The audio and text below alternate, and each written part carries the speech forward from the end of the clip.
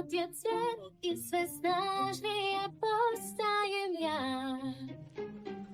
Reče mi da osvojit ću svijet, jer mi sretna zvijezda svud sja.